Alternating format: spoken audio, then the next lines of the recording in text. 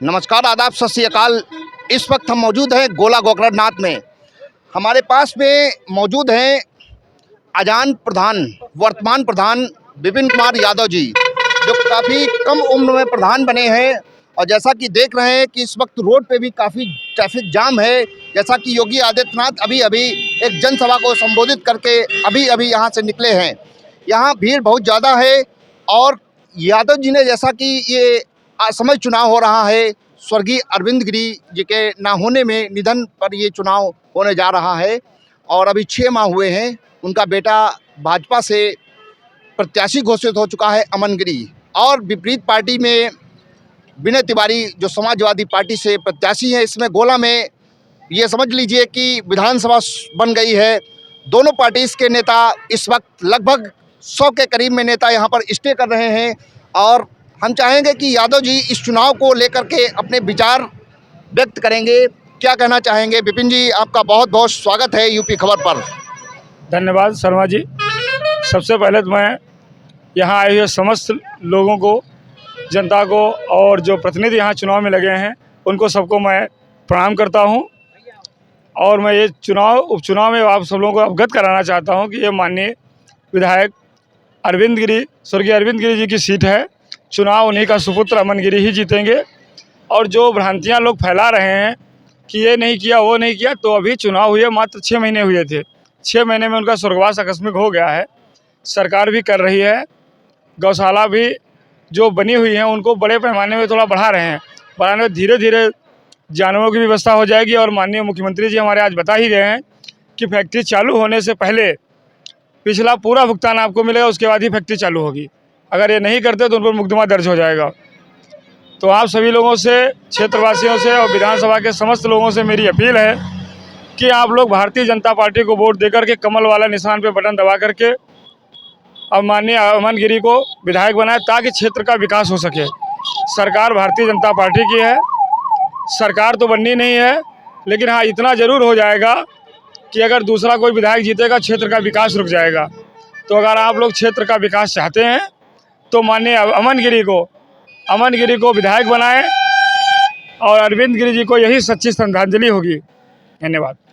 यादव जी, लगभग क्या टारगेट रहेगा? वोट मार्जिन क्या इस बार रहेगा? लगभग 30,000 मतों से पिछली बार अरविंद गिरी जी विजय हुए थे। इस बार क्या रहेगा?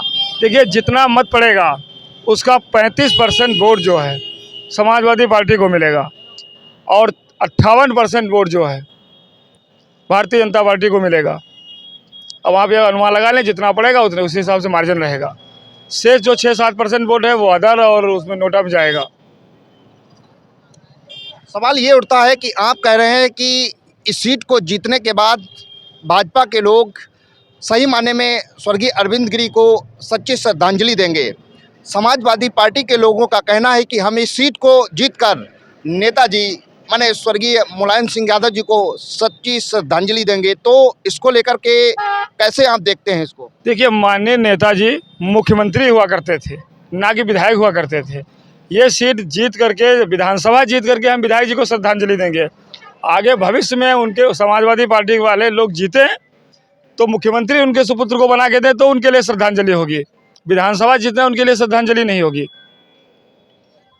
आपने पिछला चुनाव भी बड़ी करीबी से देखा है और आप बहुत ही राजनीतिक रूप से देखा जाए तो सक्रिय एक हैं, युवा आप खुद प्रधान हैं। तो दोनों चुनाव में क्या अंतर लग रहा है, पिछला चुनाव इस चुनाव में? पिछले चुनाव में एक सरकार बनाने के लिए चुनाव था, तो और हिसाब से चुनाव हो रहा था। वहाँ जो समाजवादी पार्टी का जो वोट होता है, पारंपरिक वोट यादव और मुस्लिम, वो उनके साथ बिल्कुल यूनाइटेड था। सरदार भी यूनाइटेड था। आज की तारीख में जो वोट भारतीय जनता पार्टी का, वो तो भारतीय जनता पार्टी के साथ है। यादव, मुस्लिम, सरदार सब भी भारतीय जनता पार्टी के साथ खड़े हैं। केवल नॉमिनल वोट जो है उनके साथ है। सवाल ये उठता है कि इस सीट जीतने के बाद में ना तो समाजवादी पार्टी की सरकार बन जाएगी, ना तो भाजपा की सरकार गिर जाएगी। जैसा कि देख रहे हैं कि नेताओं का हुजूम इस वक्त गोला विधानसभा में है। कैसे देखते हैं इसको, कैसा लग रहा है आपको?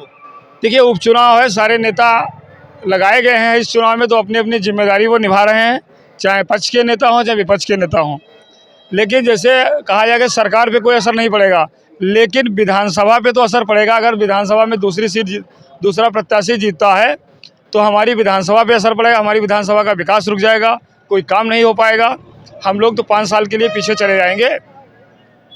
एक सवाल लाजमी बन रहा है यादव जी, चूंकि आप यादव बिरादरी को बिलोंग करते हैं, तो समाजवादी पार्टी का ये यादव बिरादरी का जो वोट है वो बैंक वोट माना जाता है, लेकिन फिर भी आप जो ये पट्टा देख रहे हैं ये भाजपा का है, तो क्या कहना चाहेंगे इसको लेकर के? देखिए, ये राजनीति में ये नहीं होता कि हम यादव हैं तो हम समाजवादी पार्टी के ही हैं। हमारे लोगों का जहाँ से हित होगा उसी के साथ हम लोग रहेंगे।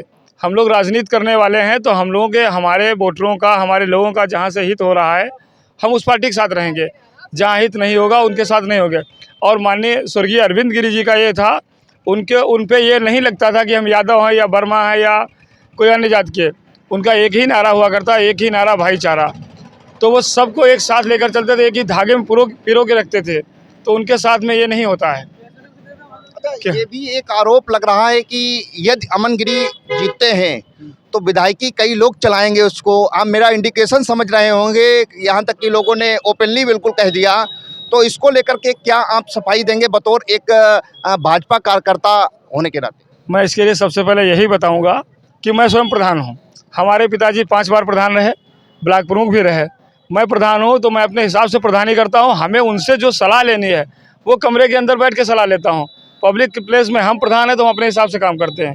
यही चीज़ अमन गिरी जब विधायक होंगे तो अमन गिरी ही विधायक रहेंगे। बाकी जो भी सलाह है, बड़े बूढ़े हैं उनसे सलाह ली जाएगी, वो कमरे के अंदर बैठ के सलाह ली जाएगी, ना कि पब्लिक प्लेस में सलाह ली जाए। इतने सब लोग विधायक नहीं होंगे। हाँ, ये है, कोई विधायक का चाचा होगा, कोई विधायक के ताऊ जी होंगे, ये सब रहेगा, लेकिन विधायक सिर्फ अमन गिरी ही रहेंगे और अपने हिसाब से वो करेंगे। ऐसा नहीं है, पढ़े लिखे लोग हैं, समझदार हैं वो, किस हिसाब से हमें करना, किस हिसाब से हमको जोड़ के रखना है।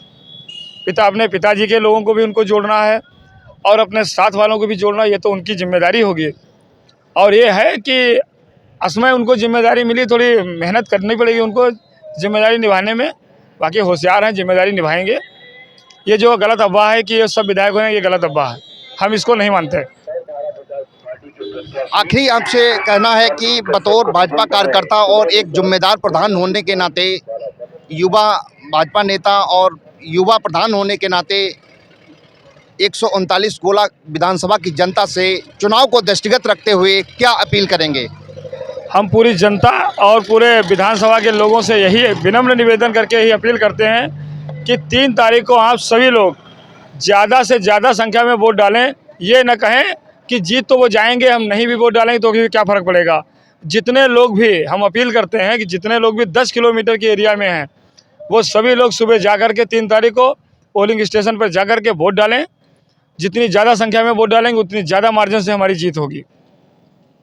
देखिए, अभी हमारी विपिन यादव से बात हो रही थी, जो युवा भाजपा नेता हैं और युवा प्रधान भी हैं अजान के। जैसा कि अभी बताया, भाजपा सरकार में जो भी योजनाएं चल रही हैं वो पब्लिक के हित में हैं और काफ़ी कुछ गिरी जी के करीबी माने जाते हैं। और ये आपने बताया है कि ये ऐतिहासिक जीत पुनः होगी। जनता से अपील किया है कि 3 नवंबर को जा कर के ज़्यादा से ज़्यादा मतदान करें, ताकि अरविंद गिरी के सुपुत्र अमन गिरी को भारी मतों से जिताएं और जो भी कार्य इनकम्प्लीट है उनको बखूबी कंप्लीट किया जाए। बहरहाल अब देखना ये है कि जनता का रुख क्या है और जनता क्या निर्णय लेती है। इसी के साथ कैमरा पर्सन कैलाश चक्रवर्ती के साथ मनीष शर्मा, यूपी खबर, लखीमपुर खीरी।